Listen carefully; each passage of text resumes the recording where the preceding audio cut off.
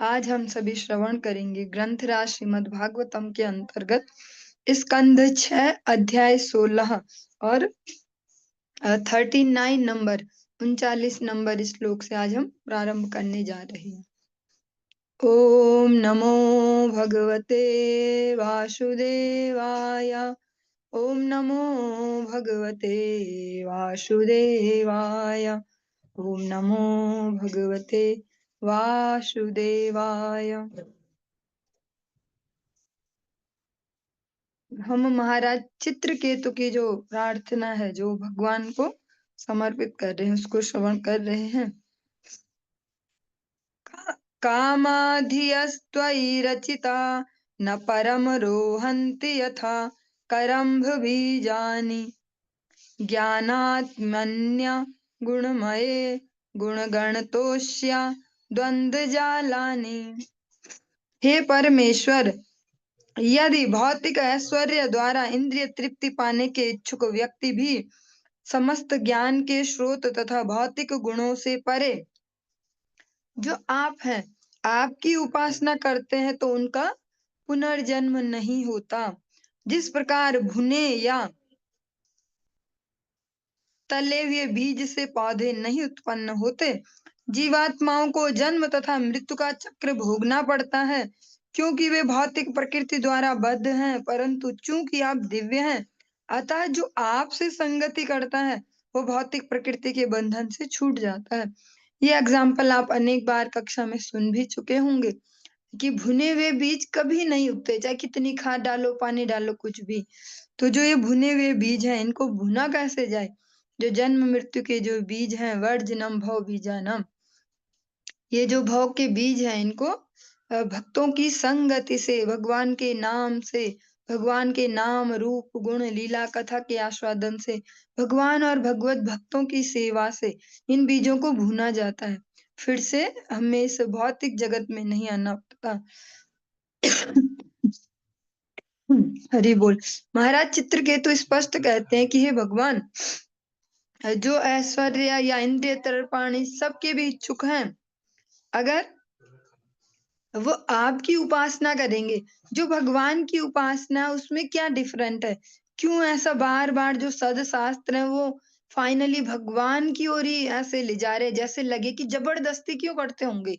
भगवत गीता भी इसी प्रकार से बोलते जाएगी, भागवतम भी, जहां जहां जो जो प्रसंग सुन रहे, तो ऐसा नहीं लगता जैसे स्वतंत्रता का हनन किया जा रहा है। हमारी अपनी वो, ये तो अपना इंटरेस्ट है ना, कौन किसकी उपासना करे ना करे। क्यों ऐसा हो लगता है कि बार बार ये वैदिक साहित्य केवल भगवान नारायण की ही उपासना पे जोर दे रहे, जैसे जबरदस्ती हमें इस ओर ले जा रहे। क्योंकि जैसे हम इस भौतिक जीवन में भी देखते हैं, जो जिसका हितैषी होता है वो उसके पीछे लगा ही रहता है कि नहीं नहीं ऐसे नहीं, आप गलत डिसीजन ले रहे हो, देख लो फंस जाओगे, ऐसा ऐसा ऐसा ऐसा। क्योंकि जो वास्तविक हितैषी है वो लास्ट मोमेंट तक भी अपना प्रयास करता है कि इस व्यक्ति को बचा लिया जाए। भगवान और अन्य जो देवी देवता हैं हरि बोल, उनकी उपासनाओं का जो सबसे बड़ा डिफरेंस है कि वे भगवान से लेकर ही उसको आगे दे रहे हैं। जैसे इस जगत में हम एग्जांपल ले रहे हैं, कोई थोक विक्रेता है, कोई बड़ा सा कोई वेंडर है ऐसे, और थोक में वो सामान बेचता है, मैन्युफैक्चरर है, हम उससे ले या हमारे पड़ोस की दुकान से ही ले ले, तो और कोई हमें बार बार बता रहे हो कि नहीं नहीं वहां सही मिलता है, वहां ना सही मिलता है, क्वालिटी भी सही होती है, वहां रेट भी सही होते हैं, इससे तो वहां बहुत ज्यादा अच्छा रेट मिल जाएगा, तो लगेगा शायद इसको तो नहीं देते कोई कमीशन वो मैन्युफैक्चरर। लेकिन ऐसा नहीं है, वास्तव में जो सही सोर्स है वह सही सामान ही मिलने वाला है। जो अन्य देवी देवता है वो भगवान से लेकर ही, भगवान से ही शक्तियां प्राप्त करके फिर किसी की अभिलाषा पूरी करते हैं जो छोटी छोटी हम मांगते हैं, और उनकी अभिलाषा करने पर हम इन त्रिगुणों से मुक्त भी नहीं होंगे, भौतिक आकर्षण से कभी फ्री नहीं होंगे, और सबसे इम्पोर्टेंट जन्म मृत्यु के चक्र से कभी मुक्त नहीं होंगे। ये चलता ही रहेगा। आज हम कुत्ता हैं तो कुत्ते की अपनी नीड है भैया, सोने के लिए सर्दियों में आजकल ढंग की जगह मिल जाए, जहाँ गर्मी हो दो चार रोटी मिल जाए बस हो गया। ऐसे हर शरीर बदलते रहेंगे, उनकी थोड़ी थोड़ी नीड के लिए बस हो गया हो गया। लेकिन समझदार वही है कि जो इस समस्या की जड़ को ही निपटा दे। बार बार जन्म मृत्यु लेना ही ना हो तो भगवत इच्छा से हो, फिर वो भगवान के अधीन होगा, अपने कर्मों के वशीभूत नहीं। और भगवान नारायण की उपासना को इसीलिए सर्वोपरि कहा जाता है, आराधना नाम विष्णु आराधनम, क्योंकि पुनर्जन्म न विद्यते। जो भगवत चरणों में आकृष्ट हो जाते हैं उनका पुनर्जन्म नहीं होता।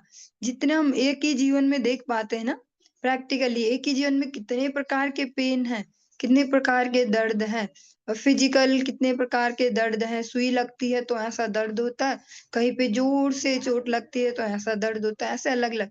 ऐसे फिर साइकोलॉजिकल दर्द भी है जो दिमाग के अंदर अंदर होते हैं, तो कुछ भावनात्मक दर्द भी है, से कितने प्रकार के दर्द हैं। इन सब जो भी त्रिताप के अंतर्गत जो सारे झंझटे हैं, इन सब से फ्री होने का एकमात्र उपाय है जो आनंद सिंधुम सिरसा नमामि। जो आनंद के समुद्र में ही डूब जाए तब कोई कमी नहीं, तब तो वो दर्द भी निपट जाएंगे और भावी कोई दर्द की संभावना भी नहीं होगी, आनंद का ही समुद्र है। तो ऐसे जो आनंद सिंधु है भगवान श्री हरि, इसीलिए शास्त्र बार बार उनकी शरणागति पर जोड़ देते हैं, क्योंकि भले ही कितने चमक धमक का युग आते जाए, लेकिन फिर भी कुछ ऐसे संस्थाएं, कुछ ऐसे लोग रहेंगे जो फिर भी प्रामाणिक होंगे, ऑथेंटिक होंगे, जिन पे भरोसा किया जा सकता है। इसीलिए ये साहित्य भी, जो वैदिक साहित्य जो हम श्रवण करते हैं, ये भी अपनी जो वैधता इसको कभी नहीं छोड़ते। वो भी ये नहीं देखते अरे ये ज्यादा बिक रहा है आजकल तो इसको ही बेच लो। हाँ, वो फिर भी ढंग का ही हमको सुझाव देते हैं। इसीलिए बार बार श्री हरि के ही शरणागत होने के लिए समस्त जो भक्तों के हम चरित्र सुन रहे हैं उनमें भी कंक्लूजन यही है कि श्री हरि की शरण, क्योंकि भगवान आनंद के सिंधु हैं, और भगवान की सेवा में जो रत हो जाते हैं वह इजीली इन सबको, जो भी इस जगत में प्रतिकूलताएं आती हैं, इनको हैंडल करना सीख जाते हैं। फिर वो उनमें इतने गहरे नहीं खो जाते कि या तो हत्या ही कर ले किसी की, इतने अग्रेसिव हो जाए, या इतने डिप्रेस्ड हो जाए कि अपने ही शरीर की हत्या कर दें। क्योंकि ये दो परिस्थितियां हैं, हत्या और आत्महत्या जिसको कहा जाता है। इस युग में हर चीज का लास्ट निचोड़ यहीं पर ही निकल रहा है आजकल, हर जगह देखे हत्या और आत्महत्या। तो ना हमें हत्या वाले सीन में बढ़ना है, ना आत्महत्या वाले में। तो बीच का एक ही मार्ग है, भगवान की शरणागति।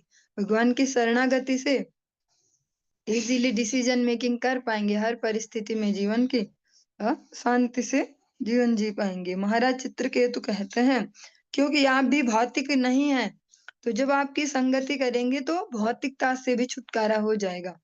जैसे हम सत्संगति करते तो बुरी संगति छूट जाती है, बुरी आदतें छूट जाती हैं। ऐसे ही आध्यात्मिक लेवल पर जब हम भगवान और उनके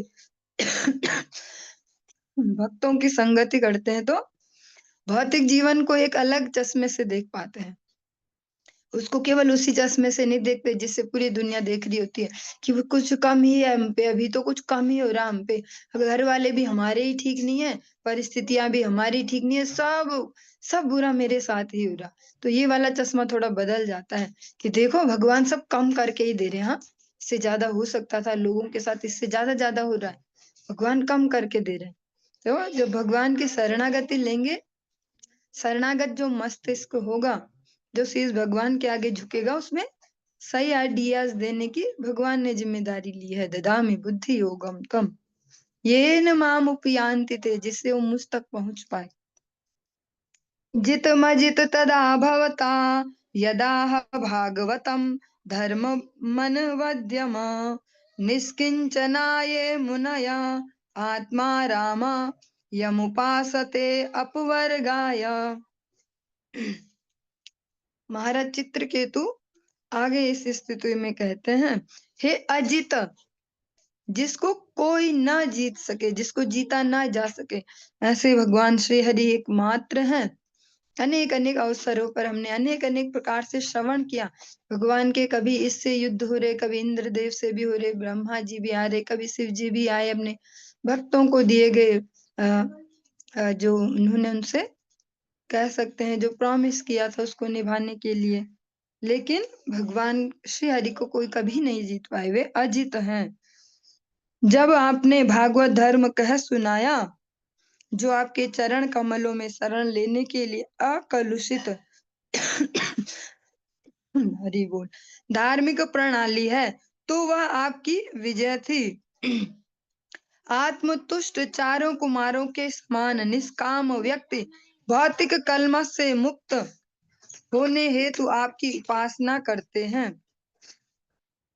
दूसरे शब्दों में कहा जा सकता है कि वे आपके चरणारविंद की शरण प्राप्त करने के लिए भागवत धर्म को ग्रहण करते हैं। जो भागवत धर्म है, जो भगवत भक्ति है, जो उसको सनत कुमार जैसे शुद्ध भक्त ग्रहण करते हैं, उनका एकमात्र जो पर्पस है, जो गोल है, जो लक्ष्य है, वो क्या है? भगवत चरणों में भक्ति प्राप्त करना। वे उसको किसी भौतिक लाभ के लालच में नहीं करते।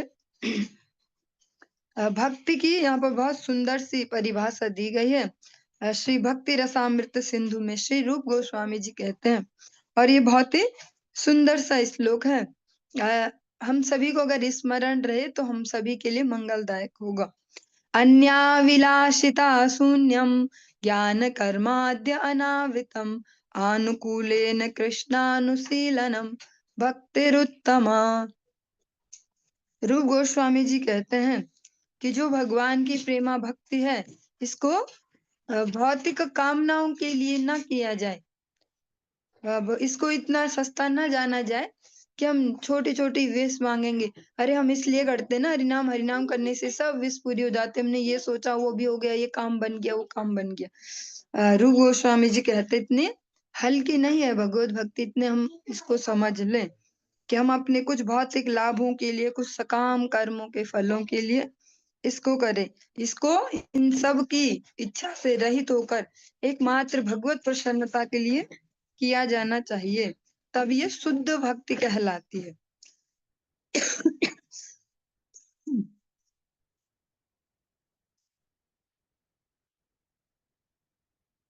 और श्रीमद् भागवतम में ही आपने श्रवण किया था, लगभग 1 वर्ष होने को हो गया होगा। प्रथम स्कंद जब हमारा चल रहा था, द्वितीय अध्याय और उसका 6वां श्लोक। स वै पुंसाम परो धर्मो यतो भक्तिरधोक्षजे अहेतुक्या अप्रतिहता ययात्मा सुप्रसीदति। वास्तव में जो भगवत भक्ति है वो कैसी है? जिससे मनुष्य दिव्य परमेश्वर के प्रति जो समर्पण है, प्रेमा भक्ति है, उसको प्राप्त कर सके। वास्तविक धर्म की यहाँ पर ये डेफिनेशन दी गई, क्योंकि धर्म की तो हमने जैसे जैसे सुना है, जैसे हमारे आसपास माहौल होता है, जो भी हम सुन रहे होते हैं, उसके हिसाब से धर्म की डेफिनेशन लगाते हैं। लेकिन वास्तविक धर्म की परिभाषा शास्त्र कहते हैं, वास्तविक धर्म एकमात्र वही है जिससे दिव्य परमेश्वर के प्रति प्रेमा भक्ति प्राप्त की जा सके। आत्मतोष के निमित्त ऐसी भक्ति को अबाध तथा निरुद्देश्य होना चाहिए। भक्ति का कोई हेतु नहीं होना चाहिए कि हम ये वाला काम निकाल लेंगे। भक्ति में हम इसलिए आए कि यहाँ आने से सरल हो जाता। हाँ, लोग हमारे प्रति श्रद्धा भी रहते हैं, सारे काम भी जल्दी जल्दी हो जाते हैं, भगवान भी सब सुन लेते हैं।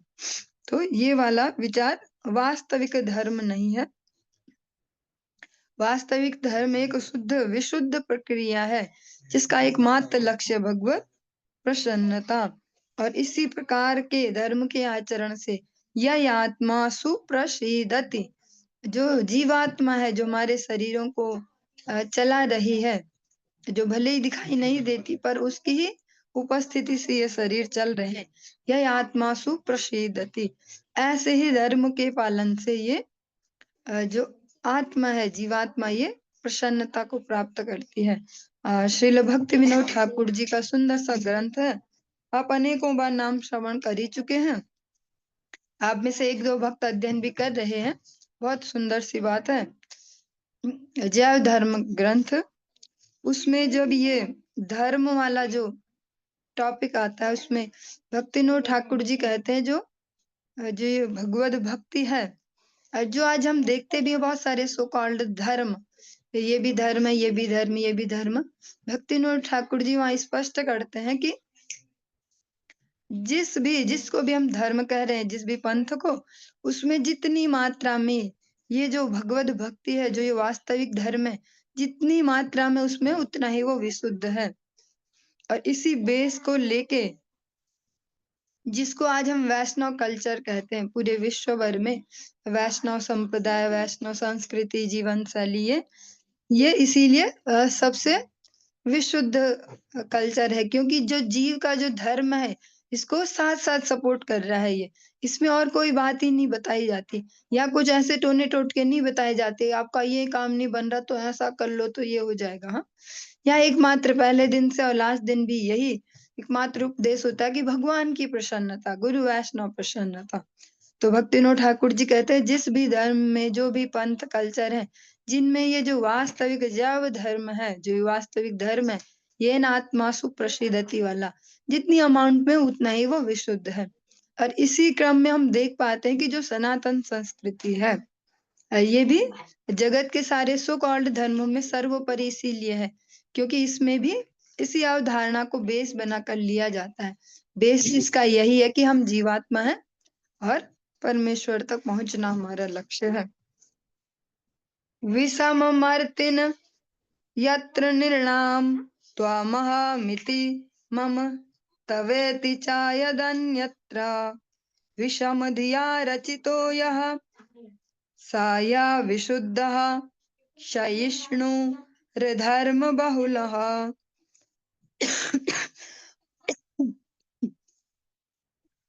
हरि बोल। भागवत धर्म को छोड़कर शेष सभी धर्म पारंपरिक विरोधाभासों से भरे हैं और कर्म फल की सकाम विचारधारा और तू और मैं तथा तेरा और मेरा जैसे भेदभावों से भरे हैं। श्रीमद् भागवत के अनुयायियों में ऐसी चेतना नहीं रहती। वे सभी कृष्ण भावना से पूरित होते हैं और अपने आप को भगवान श्री कृष्ण का और भगवान श्री कृष्ण को अपना मानते हैं। कुछ निम्न कोटि की भी धार्मिक पद्धतियां हैं जो शत्रुओं को मारने या योग शक्ति प्राप्त करने के लिए निर्मित हैं, किंतु ये काम तथा द्वेष से भरी होने के कारण अशुद्ध एवं नाशवान हैं। द्वेष पूर्ण होने से वे अधर्म से पूरित हैं। क्योंकि जहां भी हम धर्म ऐसा कुछ आध्यात्मिकता कहते हैं, तो सारी कैटेगरीज एक ही साथ तो ले ली जाती हैं कि कुछ लोग शमशान में भी ऐसे कुछ करते हैं जिनको धर्म कहा जा रहा है, और फिर उसका लक्ष्य होता है किसी का कोई बड़ा सा नुकसान या कोई ऐसी सिद्धि प्राप्त करना जिससे लोग अट्रैक्ट हों, ऐसा कुछ कुछ। तो वो सब द्वेष पूर्ण होने के कारण, अशुद्धि मिश्रित होने के कारण वे शुद्ध धर्म नहीं कहलाते। जैसा अभी अभी हम डिस्कस ही कर रहे थे, वे अधर्म से पूरित होते हैं। धर्म के नाम पर अधर्म ही है। एकमात्र जो भगवत भक्ति है, जिसको भागवत धर्म कहा जा रहा है, जिसका एकमात्र लक्ष्य है भगवत प्रसन्नता, वही शुद्ध धर्म है। और इसी प्रकार से हम अपने जीवनों में भी देख सकते हैं, जैसे कि नॉर्मली तो कहा जाता है सभी भक्त हैं, सभी भक्त हैं। इस भक्ति की और जो जो भी लेबल्स हैं, इनको हम ऐसे ही चेक कर पाएंगे कि कितनी एक्टिविटीज हम केवल भगवत प्रसन्नता के लिए कर रहे हैं या भगवत प्रसन्नता के नाम पे अपनी प्रसन्नता के लिए कर रहे हैं। यही एकमात्र पैरामीटर भी है चेक करने का। कहा शेमो निज परयो कियान वार्था स्वापरद्रुहाद्रमे धर्मेण स्वाद्रोहात् तव कोपः परसंपीडया च तथा धर्मः। ऐसी धर्म पद्धति जिससे अपने तथा दूसरों के बीच द्वेष उत्पन्न होता है, किस प्रकार स्वयं के लिए या दूसरों के लिए लाभप्रद हो सकती है। ऐसे धर्म का पालन करने से कौन सा कल्याण हो सकता है, इससे आखिर क्या प्राप्त होगा। आत्मद्वेष के द्वारा अपने आप को तथा दूसरों को कष्ट पहुंचाकर मनुष्य आपके मीन्स श्री भगवान के क्रोध का भाजन होता है और अधर्म करता है। श्रीमद् भागवतम ऐसा ग्रंथ नहीं है कि जो अपनी एक विषय वस्तु पे है और उससे ही चलते जा रहा है और दिन दुनिया से लेना देना नहीं।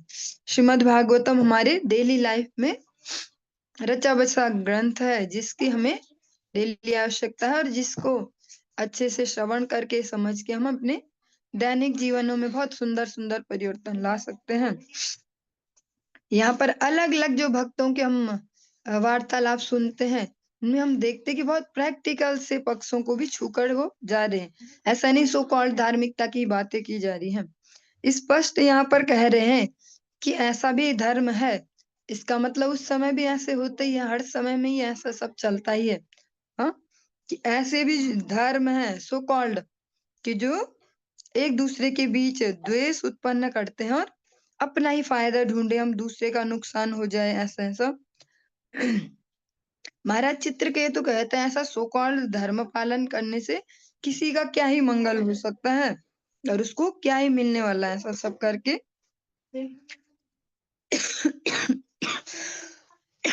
ऐसे सो कॉल्ड धर्म को पालन करने से वो केवल आपके क्रोध के भाजन बनते हैं और अधर्म करते हैं। जैसे कभी कभी धर्म के नाम पर हम जो मनुष्य है उसको लगता है हम सबसे श्रेष्ठ हैं, तो हमारे पास सर्टिफिकेट है, हम कुछ भी कर सकते हैं। तो कभी कभी धर्म के नाम पे अनेक अनेक बलियां देते हैं, कभी जानवरों की और कहीं कहीं देखा जाता मनुष्यों की भी देते हैं, जो लाइट में नहीं आ पाते, पर ऐसे अभी भी आज के समय में भी कहीं ना कहीं तो होंगे ही। समय समय पर ऐसी कुछ कुछ घटनाएं आती भी हैं जो मनुष्यों की भी बलि दे देते हैं, तो वो भी एक तरीके का धर्म ही तो पालन कर रहे हैं। उन्हें तो यही लग रहा है हम धर्म का पालन कर रहे हैं, कुछ भक्ति टाइप कुछ कर रहे हैं। तो महाराज चित्रकेतु कहते हैं ऐसे जो अजीब से धर्म है उनसे केवल वो आपसे शत्रुता ले लेते हैं, आपका क्रोध के भाजन ही बनते हैं, उनका उसमें कोई लाभ नहीं होता। ना व्यभिचरति तवेक्षा विहितो भागवतो धर्मः स्थिर चरस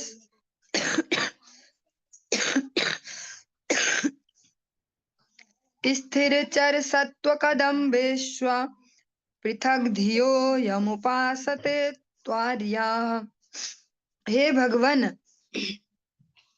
जीवन के महान उद्देश्य से विचलित न होने वाले आपके दृष्टिकोण के अनुसार मनुष्य का वृत्ति परक धर्म श्रीमद् भागवतम तथा श्रीमद् भगवत गीता में उपदिष्ट किया गया है। जो मनुष्य आपके आदेशानुसार इस धर्म का पालन करते हैं, चर तथा अचर समस्त जीवात्माओं को समान मानते हैं और किसी को उच्च तथा निम्न नहीं मानते, वे आर्य कहलाते हैं। ऐसे आर्य आपकी अर्थात पूर्ण पुरुषोत्तम भगवान की उपासना करते हैं। और जो यहाँ पर हमारे वर्ड सुन रहे हैं, इसको जो समाज में एक कह सकते हैं एक समुदाय है इस नाम से, उससे नहीं लेंगे कि उसके लिए यहाँ पे कहा गया, इसको ऐसा नाम दिया गया है यहीं से प्रेरित होकर, क्योंकि जो इस नाम से समाज चल रहा है वो तो श्रीमद् भागवतम को मानते ही नहीं है। पुराणों में उनका कह सकते हैं विश्वास ही नहीं होता, केवल वेद को ही वो मानते हैं, उपनिषद ज्यादा से ज्यादा, और पुराणों की कहीं वो गिनती नहीं करते। आजकल तो बहुत ही हाईलाइटेड ये टॉपिक हो रखा है कि राधा नाम की बीमारी कहाँ से आ गई। इस प्रकार से अधिकतर जो मतलब एक तो ये वर्ग है कि जो इस प्रकार से बोलते हैं, एक तो अज्ञानी वाला है कि जो बिल्कुल ही अज्ञानी है तो वो भी बोलते हैं कि राधा नाम की बीमारी कहाँ से आई, और एक वर्ग ऐसा जो हाईली एजुकेटेड है इस प्रकार से वेद शास्त्रों में, वो भी बोलते हैं राधा नाम की बीमारी कहाँ से आई। और इतने अच्छे से बताते हैं, जैसे न्यूज चैनलों पे डिबेट चल रही है आजकल, बहुत बहुत ही हाई में चल रहा है ये राधा नाम जो है, कि आई कहाँ से राधा, राधा तो कहीं है ही नहीं, किसी शास्त्र में नाम नहीं, कहीं नहीं, से अनेक अनेक। और इतने अच्छे से तर्क भी देते हैं कि दिमाग घूम जाए सुन के। हाँ, बोल तो सही रहे ये ऐसे, देखो ना भागवत में कहीं नाम है ना कहीं, और ऐसे ऐसे जो बहुत सारे लॉजिक। लेकिन फाइनली जो प्रैक्टिकल वे है देखने का, जिस धरातल पर हम इसको चेक कर सकते हैं, क्योंकि जब दिमाग से भी सुनते जाते तो लगते ही तो बिल्कुल ही सही बोल रहे हैं। हाँ, इतने बड़े बड़े ज्ञानी हैं और इतने अच्छे से भी बोलते हैं, इतना कर भी रहे हैं धर्म के लिए, ऐसे तो कन्फ्यूजन हो सकता है। लेकिन चेक करने के लिए बहुत ही बेसिक सा पैरामीटर है कि समाज में कितने परिवर्तन कौन ला पाए। क्योंकि जो सो कॉल्ड बहुत सारे ऐसे हमने जब पढ़ रहे थे 6th 7th में, तो जब पढ़े हिंदू धर्म में ऐसे कुरीतियां ऐसे ऐसे, तो राजा राम मोहन राय और ऐसे अनेक अनेक नाम सुने, और हमारे दिमाग में भी यही फिट हो गया था कि यहाँ तो बाल विवाह और क्या क्या चलता था। और फिर राजा राम मोहन राय आए, उन्होंने उद्धार किया। ऐसे अभी तक भी दिमाग में फिट है कि उन्होंने ब्रह्म समाज बनाया, इन्होंने आर्य समाज बनाया, ऐसे ऐसे वो। लेकिन गुरु वैष्णव कृपा से अब धीरे-धीरे समझ पा रहे हैं। अभी भी जोर लगाना पड़ता है, अभी भी कंफ्यूज हो जाते हैं जब सुनो इतने बढ़िया-बढ़िया से। लेकिन एक बहुत सुंदर सा ग्रंथ है प्रेम प्रदीप। उसमें तो टॉपिक ही जो है योग को लेके, और योग भी ये वाला नहीं जो आजकल हम देखते हैं थोड़े से ऐसे सांसें अंदर बाहर और ये योग हो गया, 1-2 आसन किए ये योग हो गया। योग भी वो फिर हाई लेवल का जो भारत देश में योग चलता था, ध्यान, धारणा, समाधि वो वाला। प्रेम प्रदीप बहुत छोटा सा पतला सा ग्रंथ है। उसमें बहुत सुंदर से इस पूरी विचारधारा को लिया गया। उसमें स्पष्ट जो उसमें मेन दो दो पात्र लिए गए, वो ऐसे ब्रह्म समाज से ही रिलेटेड है और इसी विचारधारा में चलने वाले हैं। फिर उसमें हम आगे आगे सुनते हैं कि कैसे जब एक संत के पास वो पहुंचते हैं तो उनकी सारी कंडीशनिंग फिर चेंज हो जाती है, समझ पाते हैं भगवत भक्ति को। ऐसा ही समय आजकल चल रहा है समाज में दो तरीके से। एक तो नास्तिक ही है बिल्कुल, वो भी बोलते हैं राधा कुछ नहीं होती, और एक बहुत ही इंटेलेक्चुअल टाइप ऐसे शास्त्रों के माध्यम से वेदों के पारंगत से सब जो भी, हम लोग तो कहीं पे वहां टिकेंगे नहीं ऐसे मच्छरों जैसे कि ये तो बस पढ़ पढ़ के सुनाते हैं। लेकिन वो भी बोल रहे कि राधा नाम की बीमारी कहाँ से आई। तो फिर कंफ्यूज हो जाएंगे जब सुनेंगे कि ये तो बोल तो ठीक ही रहे हैं, यहाँ इतने इतने बड़े बड़े लोग हैं ये। लेकिन जब ग्राउंड बेस पे चेक करें, जो हमारे बेसिक्स ही हैं, भगवत भक्ति के जो बेसिक्स हैं, एकादशी व्रत पालन करना, भगवान को नैवेद्य समर्पित करके फिर पाना, भगवान का नाम जप करना। जब ये 3 बेसिक पे आ जाते हैं तो फिर सारे संदेह गायब हो जाते हैं। हाँ, नष्टो मोह स्मृति लब्धा, ऐसा हो सकता है। क्योंकि जिन्होंने पूरे श्री धाम, वृंदावन और इस भगवत भक्ति की इस प्रैक्टिकल युग में जब मुस्लिमों का यहाँ शासन चल रहा था उस समय नींव रखी। क्योंकि आज तो भारत स्वतंत्र है, अभी तो कोई कुछ भी बोल सकता है, सोशल मीडिया पे ऐसे ऐसे दिख सकते हैं ज्ञानी जन ऐसे। पर बेसिकली हम क्या कर पा रहे हैं उसके लिए, तो जिन्होंने इसको बेसिक जो नींव रखी, षड गोस्वामीगण, वे भी अपने जमाने के, और ऐसे भी नहीं है कि कोई हवाबाजी में 1000 साल पहले भी है, हमने सुना ही है महाराणा प्रताप कोई थे। स्वरूप गोस्वामी जी, सनातन गोस्वामी, ये सब तो अभी नए नए हैं अभी अभी। और भारतीय इतिहास में भी कहीं ना कहीं इनका नाम दर्ज होगा, जब उस समय कितनी हायर पोस्ट पे काम करते थे, प्राइम मिनिस्टर थे, फाइनेंस मिनिस्टर। ऐसे रूप गोस्वामी, सनातन गोस्वामी, इन्होंने प्रैक्टिकली उसको किया और केवल बातें बातें नहीं करी, कहीं पे भी कोई डिबेट में नहीं गए वो किसी को हराने। हम कोई ऐसा कहीं पे नहीं सुनते कि रूप गोस्वामी जी शास्त्रार्थ करने गए वहां बनारस में इतने सारे पंडितों को हराया या वहां पे, ऐसा कहीं नहीं सुनते।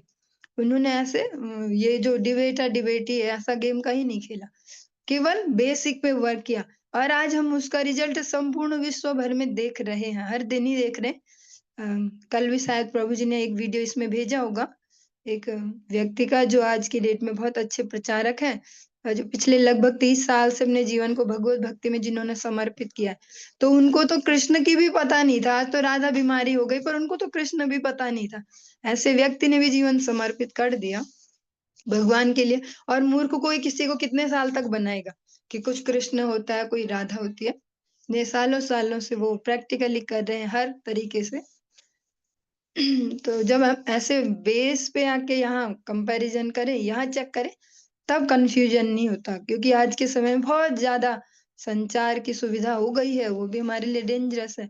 हर दिन यूट्यूब खोलो तो कुछ नई अपडेट, ऐसा ऐसा ऐसा सूचनाओं का भरमार। तो उसमें बेसिक फिर यही चेक करने वाला है कि किन्होंने वास्तव में मनुष्य जाति के लिए उपकार किया है। अगर ये भगवत भक्ति को लेके षड गोस्वामीगण नहीं आते तो आज मनुष्य जाति कहाँ किस लेवल पे होती।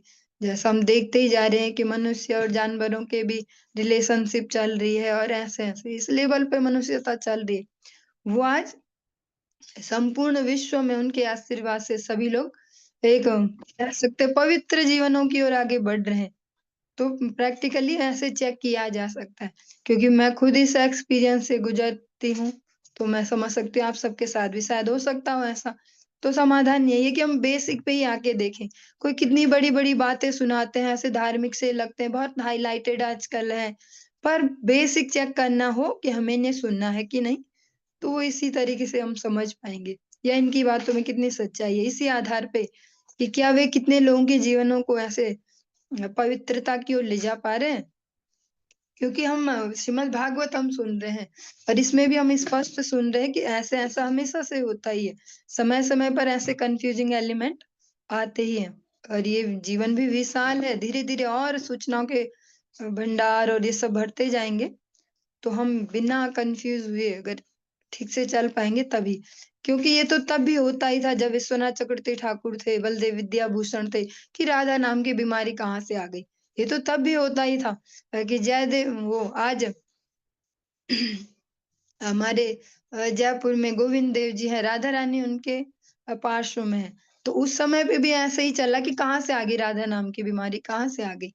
तो वहाँ पर भी उन्होंने प्रमाणित किया स्पष्ट भगवान ने स्वयं उनके उस पे मुहर लगा के बोला कि हाँ, मैं प्रमाणित करता हूँ कि ये सही कह रहे हैं, ये सही बात है। तो ये तो समय-समय पे चलता ही रहेगा और ऐसी चर्चाओं में बुद्धि खपाने से बढ़िया है हम फिर बेसिक लेवल पे ही चेक करें कि कौन जगत में परिवर्तन वास्तव में ला पा रहे। क्योंकि एक तो हो गया बोलना ऐसा मेंढक जैसा टर-टर बातें बनाना, एक हो गया लोगों के जीवनों में वास्तविक चेंजेस ला पाना। चलिए। हरि बोल। अथ भगवन् वयम् अधुना त्वदवलोकपरिमृष्टा सयमलाः सुरऋषिणा यत्कथितम् तावकेन कथमन्यथा भवति। अतः हे भगवन आपके दर्शन मात्र ने मेरे समस्त पाप कर्मों के कल्मष एवं भौतिक आसक्ति तथा कामासक्त विषयों के फल जिनसे मेरा मन तथा अंतःस्थल पूरी तथा सदा सर्वदा के लिए धो दिए हैं। जो कुछ नारद मुनि ने भविष्यवाणी की है वह अन्यथा नहीं हो सकती। दूसरे शब्दों में श्री नारद मुनि द्वारा शिक्षित किए जाने के कारण ही मुझे आपका सानिध्य प्राप्त हो सका है। जो चित्रकेतु महाराज है वह भगवान के पास पहुंच गए हैं। तो यहाँ पर ये नहीं बोल रहे कि गुरु का तो रोल ही खत्म है और मेरे भगवान जी वो स्पष्ट जानते हैं कि जल में अगर कोई कमल है तो सूर्य उसको पोषित कर रहा है। पर कमल सोचे कि मेरे और सूर्य के बीच का मामला है, इसमें तो जल तो बेकार ही है। तो अगर वो जल गायब हो जाएगा तो वही सूर्य उस कमल को जलाने लगेगा। तो इसी विचार को रखते हुए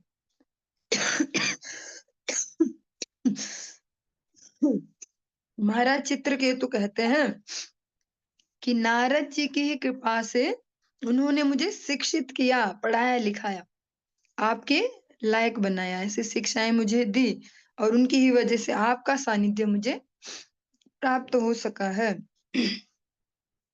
विदितमनंत समस्तं तव जगदात्मनो जनैरिहाचरितं विज्ञाप्यं परम गुरोः कियदिव सवितुरिव खद्योतः। हे अनंत पूर्ण पुरुषोत्तम भगवान, इस भौतिक जगत में जीवात्मा जो भी करता है वह आपको भली भांति विदित रहता है, क्योंकि आप परमात्मा हैं। सूर्य की उपस्थिति में जुगनुओं के प्रकाश से कुछ भी उद्दीप्त नहीं होता। उसी प्रकार चूंकि आप सब कुछ जानने वाले हैं, अतः आपके उपस्थिति में मेरे बताने के लिए कुछ भी नहीं है। जैसे दिन दोपहर की बहुत तेज धूप हो और वहां पे जुगनू आ जाए, सोचे हम लाइट करते हैं यहाँ पे, तो वो लाइट दिखेगी भी नहीं और उसका कुछ महत्व भी नहीं होगा। इसी भाव से महाराज चित्रकेतु कहते हैं सुविज्ञ स्वराट, आप तो सुविज्ञ हैं, तो फिर मैं और क्या-क्या बोल सकता हूँ आपके सामने, क्योंकि आप तो सब समझने ही वाले हैं। चलिए आज के इस प्रसंग को हम यहीं पे ही विश्राम देंगे आगे। कल कंटिन्यू करेंगे। हरे